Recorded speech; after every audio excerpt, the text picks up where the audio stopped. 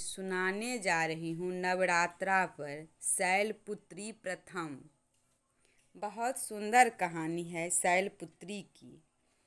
दोस्तों, नवरात्रि का पावन समय चल रहा है और कहते हैं कि इन 9 दिनों में माँ अपने हर भक्त की पुकार जरूर सुनती हैं।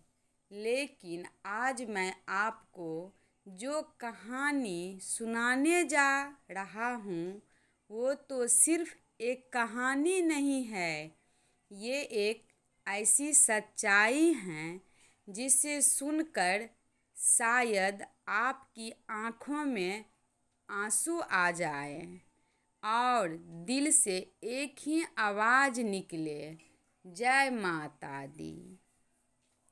ये कहानी है एक ऐसी गरीब परिवार की जिसके पास ना खाने को था, ना पहनने को, ना कोई सहारा।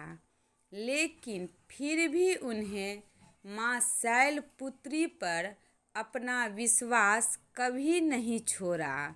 और फिर एक दिन ऐसा चमत्कार हुआ जिससे उनकी पूरी जिंदगी बदल गई।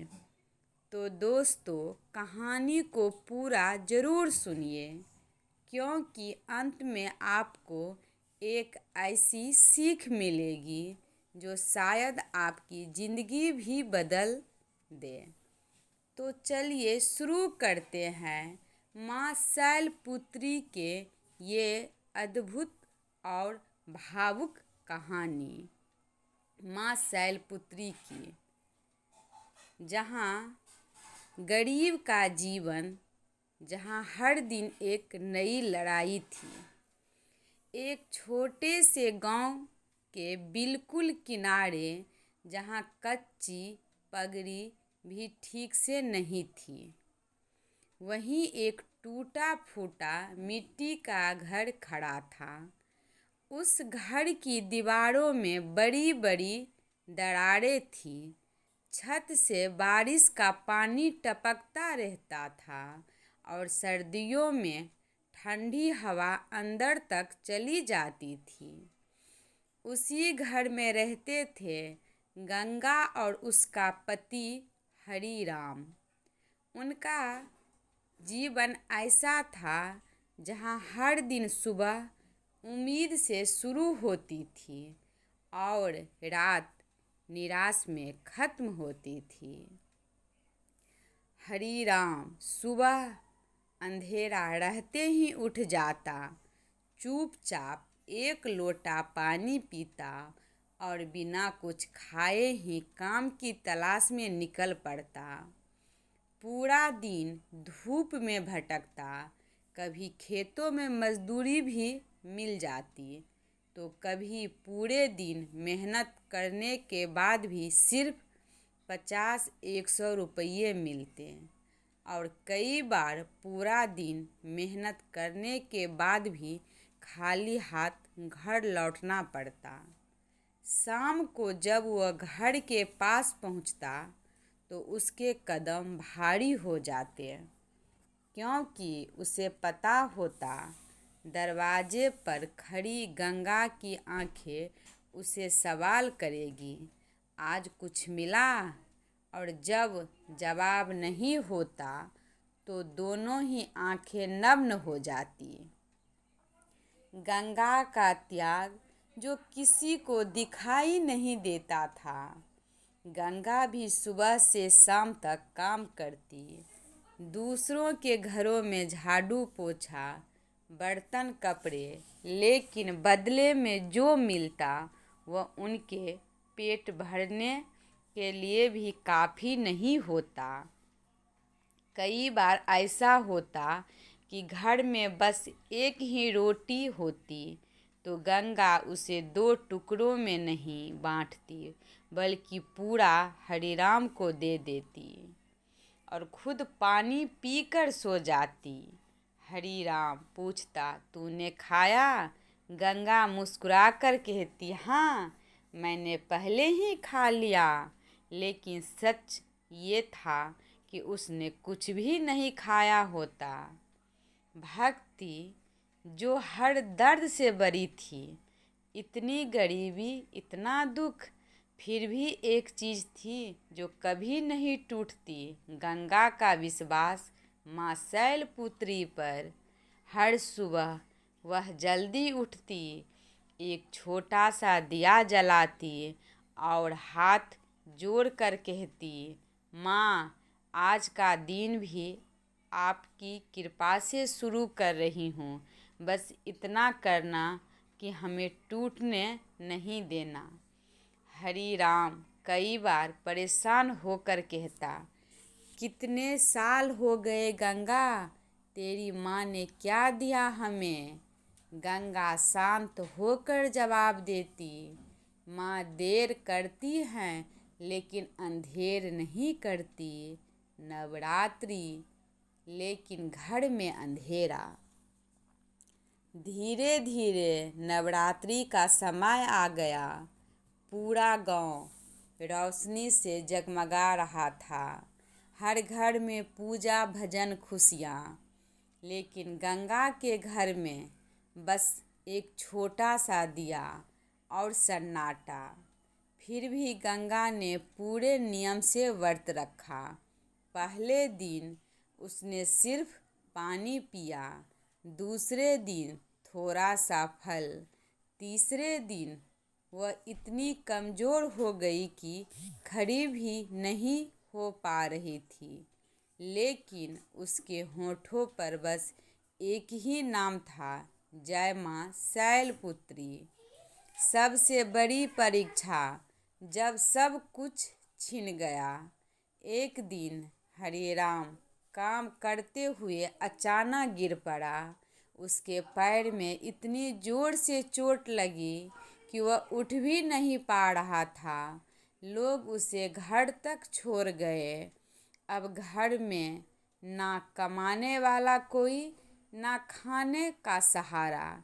गंगा इधर उधर भागती, लोगों से मदद मांगी, लेकिन हर जगह से उसे सिर्फ इनकार मिला।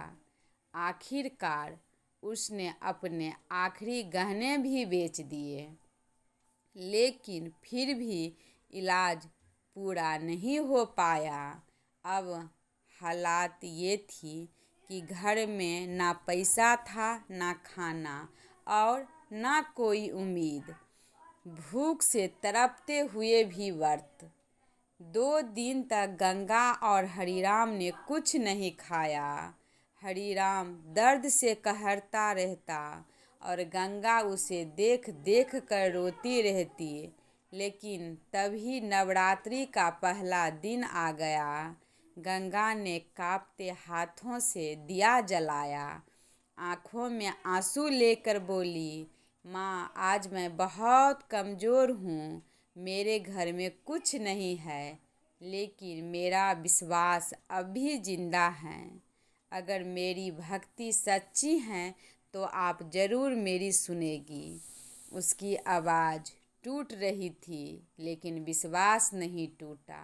माँ का संकेत जो सब बदल गया। उस रात गंगा रोते रोते सो गई।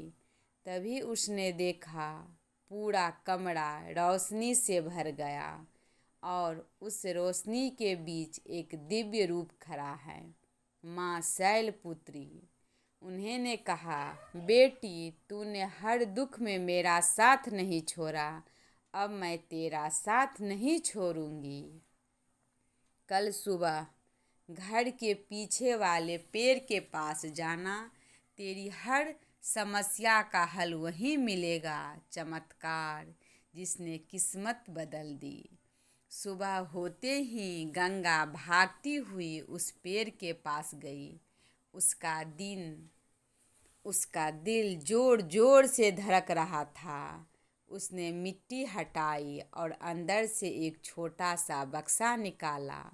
जब उसने उसे खोला तो उसकी आंखों से आंसू बहने लगे। सोने चांदी के सिक्के। गंगा समझ गई, माँ ने उसकी सुन ली। जिंदगी बदल गई, लेकिन दिल नहीं। उस दिन के बाद हरिराम का इलाज हुआ। वो ठीक हो गया, घर बन गया, गरीबी खत्म हो गई। लेकिन गंगा नहीं बदली। वह आज भी हर सुबह दिया जलाती है, माँ का नाम लेती हैं और दूसरों की मदद करती हैं।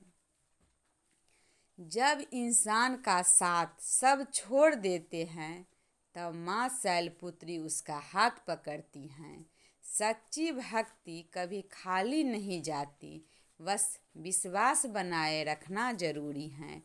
इसलिए ज़िंदगी में चाहे कितनी भी परेशानी आए, भगवान पर भरोसा कभी मत छोड़िए। भगवान पर भरोसा। यह जब दुनिया में हर रास्ता बंद हो जाता है और इंसान बिल्कुल अकेला महसूस करने लगता है, तब भी अगर उसका विश्वास सच्चा हो तो माँ शैलपुत्री उसका हाथ कभी नहीं छोड़ती।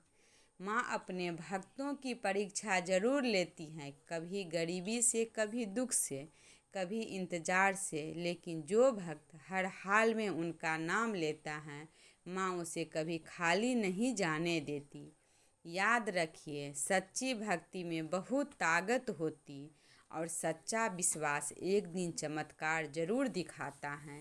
इसलिए ज़िंदगी में चाहे कितने भी परेशानी क्यों ना आए, भगवान पर भरोसा कभी मत छोड़िए, क्योंकि सही समय आने पर माँ आपकी किस्मत भी बदल सकती हैं। कहानी अच्छा लगे तो आप लोग सपोर्ट कीजिएगा, शेयर कीजिएगा, कुछ सीख भी लीजिएगा। प्रेम से बोलो जय माता दी। हर हर महादेव।